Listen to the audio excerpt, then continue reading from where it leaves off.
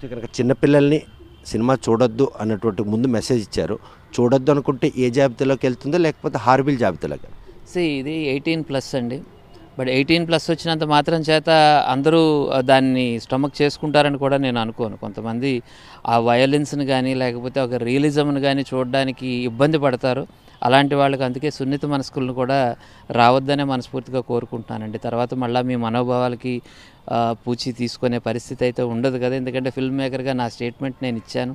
దాన్ని సెన్సార్ తీసుకొని రావడం జరిగింది. ఏ సర్టిఫికేట్ వచ్చింది. It's an 18+ cinema. I'm telling it is strictly for adults, not for children and sensitive people also.